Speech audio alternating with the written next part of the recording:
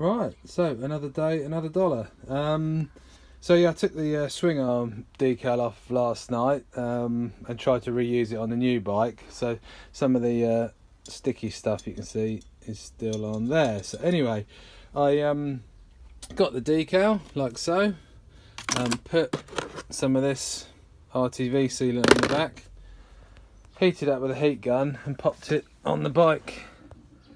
As you can see there, let's try and make it a bit brighter. So yeah, I taped it on just to make sure none of the edges lifted, and we'll see if it's held or not. But I think excellent. Look, there's no lifted edges. I'll just peel the rest of that off.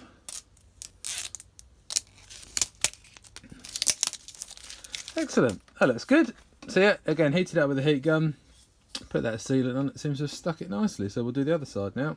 Hey everyone, another day on the Pitbike coming up. Excuse the lockdown hair, it's looking a bit big.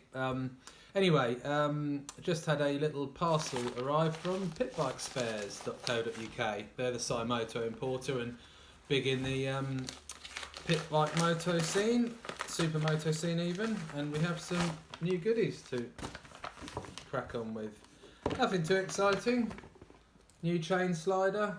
I think £5, so that's great. You've got to love the Chinese prices. Comes with the little bolts as well. You need the countersunk ones, as you can see there, which is cool.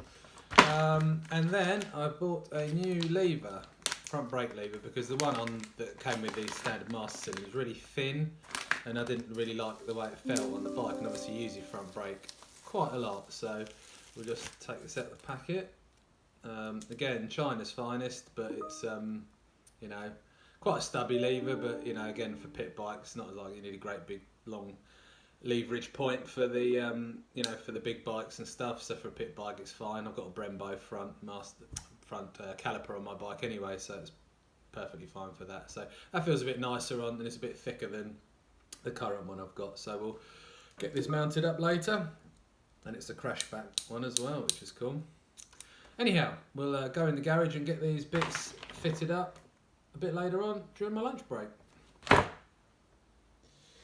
Right, so that's the old front brake lever. As you can see, it's quite thin and didn't feel very nice when you pulled on it. So I replaced it with a equally bling and nasty shorty lever there, but you know, perfect for two-finger braking, which is good. It's crash back as well, but obviously you've got the hand guards there, which you have to run in the Supermotos. Had to fiddle about with sort of twisting this up a bit and moving that across, so nothing sort of hit there, as that adjuster is quite big there. But anyway, all got nylocks on it again, thread locked everything, and everything's nice and tight, so that's all good. And to be honest, with my brake setup that I've got on the bike, this is just a stock 12 quid Chinese master cylinder, but it's got a braided line, as you can see. But the main difference there is it's got the Brembo front caliper off a Yamaha YZF R125 with some decent brake pads, and then I've got the billet CNC Parker mount there as well, which obviously makes sure that there's no binding, and it's all nice and accurate, and you get good pad coverage. And then that's a floating front disc from Pitbike Spares, about 22 quid I think from memory.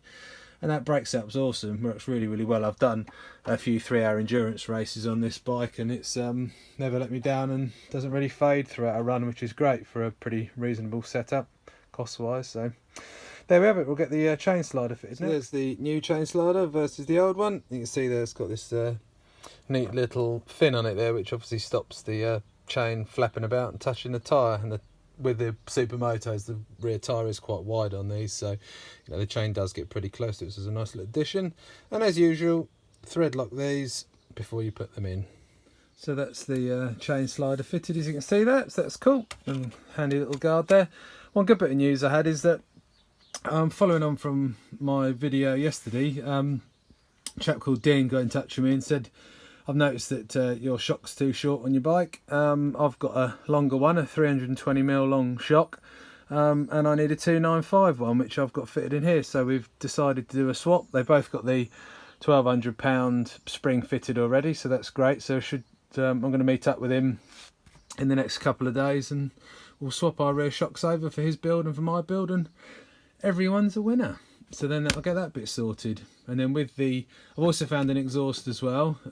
Chap up in Stoke's got one that I'm grabbing off him as well, which will obviously route through the frame in the correct fashion. So we'll get that fitted up soon, and then we'll be nearly there really. Right, so hit another little hitch, but one we're overcoming. The chain is too short going from bike to bike, so I assume this bike has a slightly longer wheelbase or a slightly longer swinging arm.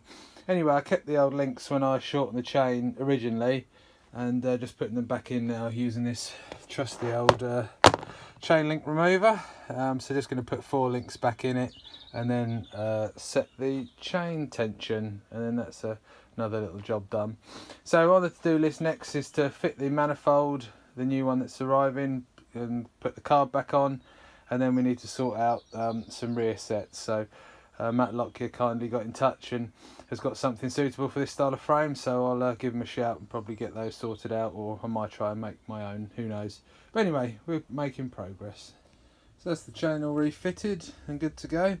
Obviously the tension's a bit tight at the moment because I've just put the bottom shock bolt in temporarily, so with the longer shock obviously this will drop down.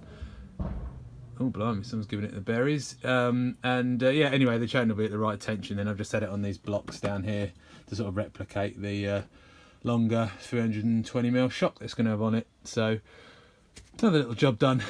So yeah, that's about it for today.